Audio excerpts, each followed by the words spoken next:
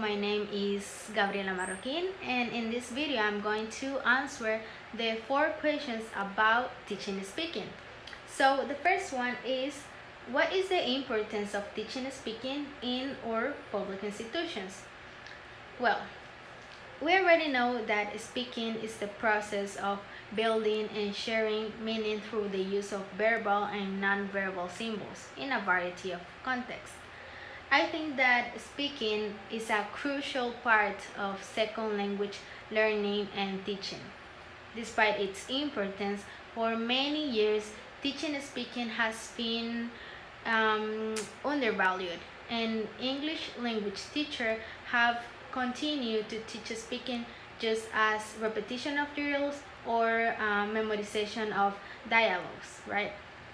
However, today's words requires that the goal of teaching speaking should improve students' communicative skills, because only in that way students can express themselves and learn how to follow the social and cultural rules appropriate in each communicative circumstance, right?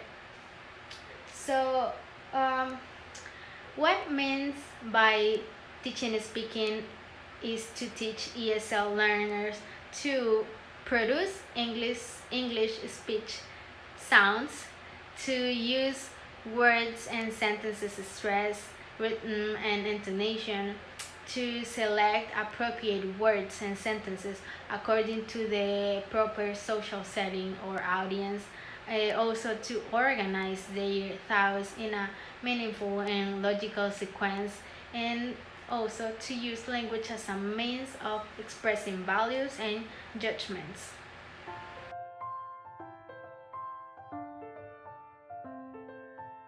So first we have conversational discourse. The goals and techniques for teaching conversation are extremely diverse, depending on the student, depending on the teacher, and overall context of the class.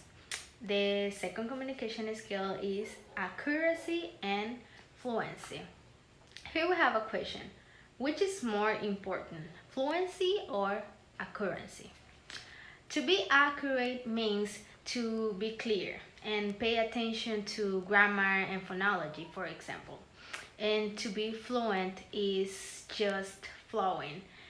Use natural language and don't care about grammar mistakes. I know that both are important, but I think that fluency it's like more like common, because we want to reach communication, not perfection. The other one is affective factors. There are a few affective factors that can impact second language acquisition in positive or negative way, depending on whether the emotion or attitude are positive or negative. For example, a learner's attitude to English, to the teacher, to other learners in the group, and to herself or himself are all affective factors and have an impact on how well he or she learns. And in the classroom, affective factors may be as important for successful language learning, if not more so than the ability to learn. Teachers can reduce negative factors and develop positive ones by doing activities to build a positive group dynamic, by including students in deciding aspects of the course, and choosing activities that are motivating for the age and interests of the learners. And the last one of the last of the 4 communication skills is the interaction effect. It's basically that one's learner's performance is always colored by that of the person he or she is talking with.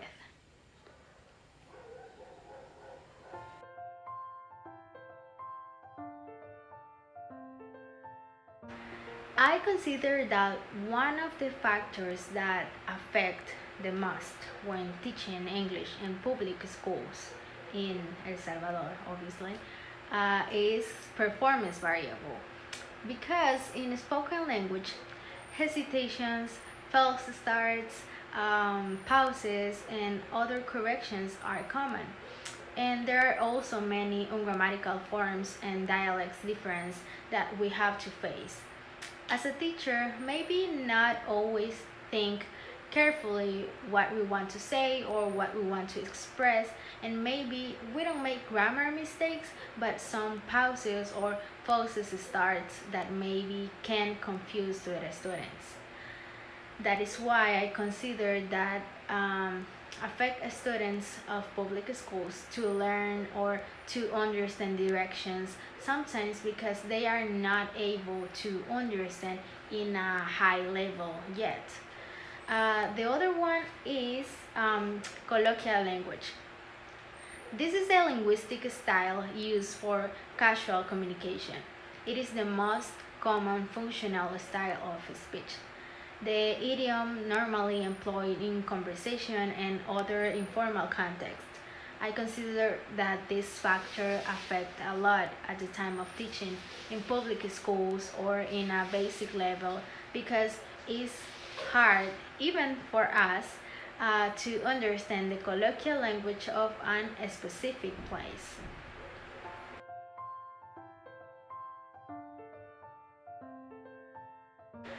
Well, I really like the interpersonal one because it is carried out more for the purpose of maintaining social relationships than for the transmission of facts or information. Here we can create easy conversations like asking how's your day or what's going on, and it helps to interact with other people. And I think that this type of classroom speaking performance can be applied in our public institutions because students get excited to learn how to carry a conversation with someone than how to make a speech, for example. So that's all for me. Thanks for listening.